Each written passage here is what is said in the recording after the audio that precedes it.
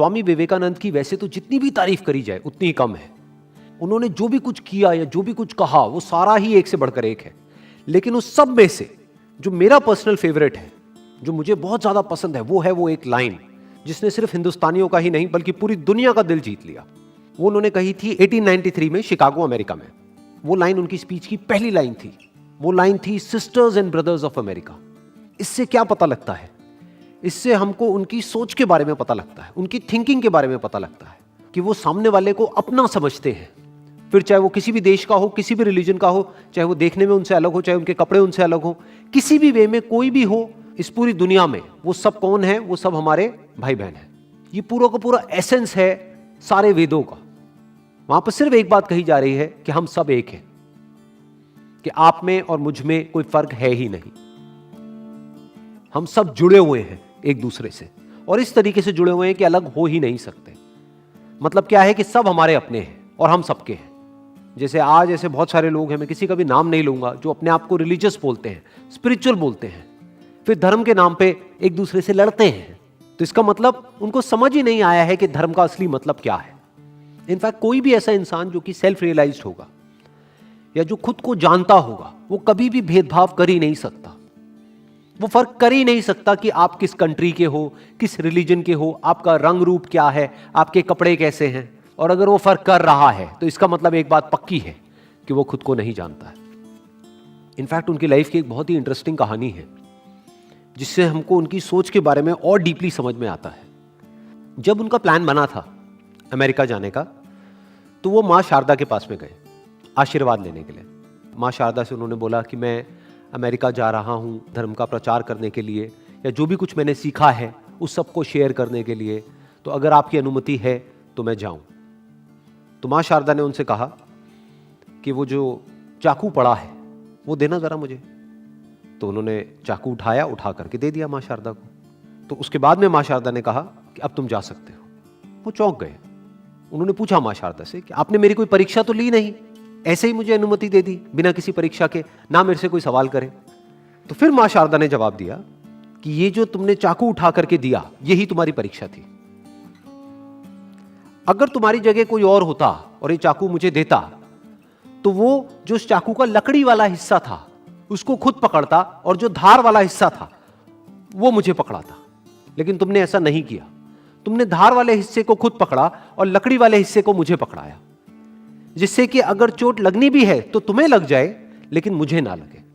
तो तुम खुद का बुरा करने के लिए भी तैयार हो सामने वाले के भले के लिए।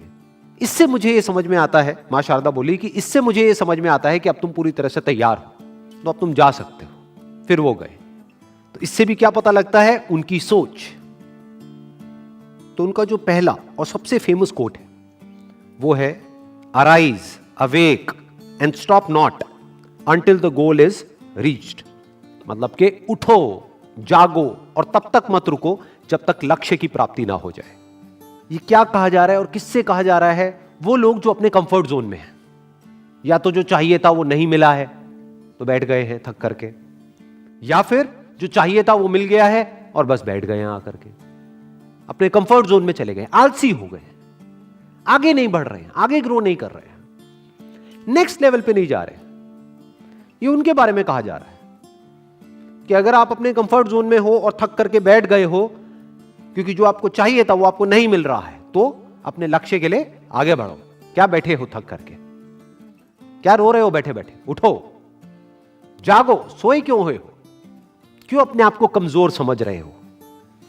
क्यों ये समझ रहे हो कि मैं कुछ नहीं कर सकता? अरे आप सब कुछ कर सकते हो, ये कहा जा रहा है। और तब तक मत रुको जब तक लक्ष्य की प्राप्ति ना हो जाए। तो इसके दो अलग अलग एंगल्स हैं।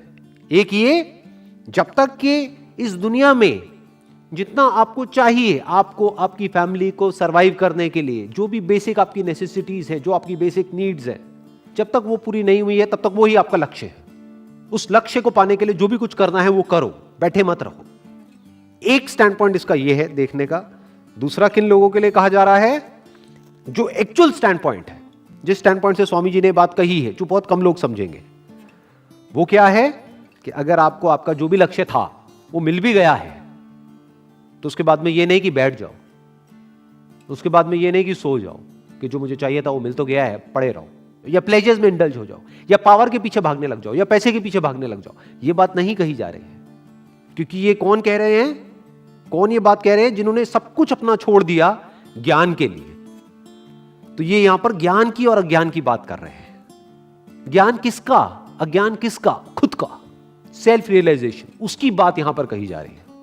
वो आपका असली लक्ष्य है।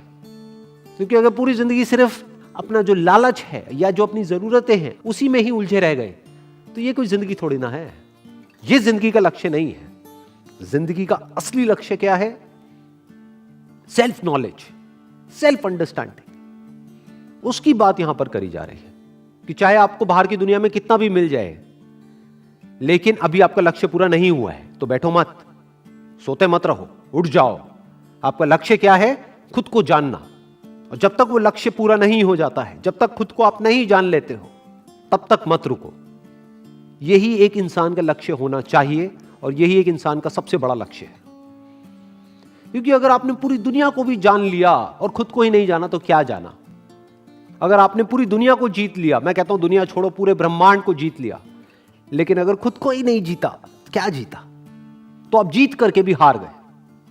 और ऐसे एक नहीं, दो नहीं, बहुत सारे एग्जाम्पल्स हैं अगर आप हिस्ट्री को उठा करके देखोगे, जिन्होंने पूरी दुनिया को जीत लिया लेकिन जीतने के बाद भी खाली के खाली अंदर से। और ऐसे भी आपको एग्जाम्पल्स मिलेंगे जिनके पास जो कुछ भी था उन्होंने वो सब कुछ छोड़ दिया, लेकिन उसके बाद भी वो जीत गए। क्यों? क्योंकि उन्होंने खुद को जीत लिया। तो उसकी बात यहां पर करी जा रही है। तो जिंदगी का असली लक्ष्य क्या है? खुद को जानना। जिसने खुद को जान लिया उसने सिर्फ खुद को नहीं जाना है, उसने भगवान को भी जान लिया। क्योंकि भगवान हमसे अलग नहीं है, भगवान हमसे दूर नहीं है, वो हमारे अंदर ही है। और इसी के साथ में एक और कोटेशन जुड़ी हुई है इनकी, you can not believe in God until you believe in yourself. जो बात ये कह रहे हैं उस बात को एक और तरीके से भी कहा जा सकता है कि भगवान भी आपकी मदद तभी करेगा जब आप खुद अपनी मदद करने के लिए तैयार हो। जैसे इससे मुझे एक बड़ी इंटरेस्टिंग कहानी याद आ रही है।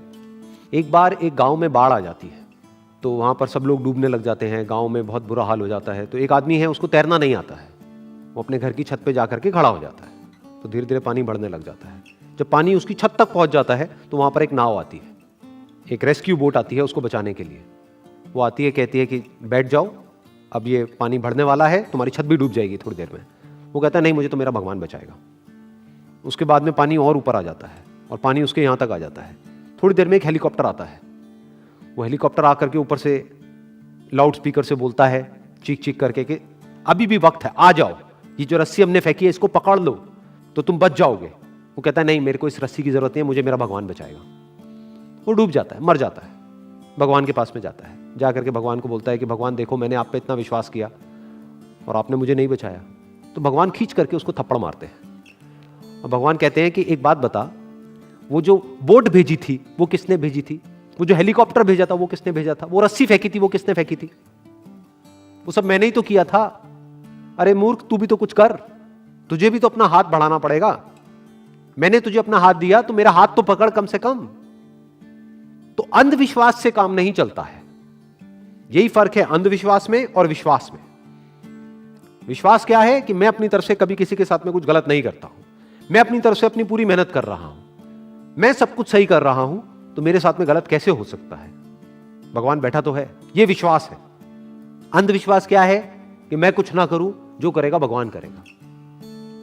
यह आलसीपन है कि आप एग्जाम की तैयारी करो नहीं और बोलो भगवान को कि हे भगवान पास करा दे। ये क्या है? ये सिर्फ आलसीपन ही नहीं है, धोखाधड़ी है कि हे भगवान, ये मैं 11 रुपए का अभी प्रसाद चढ़ा रहा हूं, अगर मैं पास हो गया तो 101 रुपए का चढ़ाऊंगा। मतलब क्या? भगवान को रिश्वत दे रहे हैं और खुद तैयारी करी नहीं है। आप तैयारी करो और आपको कुछ और करने की जरूरत ही नहीं है, बाकी काम भगवान करेगा। यह कहा जा रहा है। अगर आप अपनी तरफ से मेहनत में किसी भी तरह की कोई भी कसर नहीं छोड़ रहे हो और फिर उसके बाद में कह रहे हो कि अब जो होगा वो तेरे हाथ में है, तो बिल्कुल ठीक है। लेकिन आप अपना काम नहीं कर रहे हो और कह रहे हो कि सब कुछ तेरे हाथ में है, तो आप चाहते हो कि आपका काम भी कोई और करे, तो ये धोखाधड़ी है। तो ये है एक एंगल इस कोटेशन को देखने का। इसका एक और स्टैंड पॉइंट हो सकता है, जिस स्टैंड पॉइंट से स्वामी जी इसके बारे में बात कर रहे हैं। वो क्या है कि आप भगवान को तब तक नहीं जान सकते जब तक कि आप खुद को ना जान जाओ, तब तक भगवान सिर्फ एक कॉन्सेप्ट रहेगा आपके माइंड में, एक आइडिया रहेगा, तब तक सिर्फ एक थॉट है भगवान। तो अगर आप पूजा करोगे भी तो अपने ही एक थॉट की पूजा करोगे।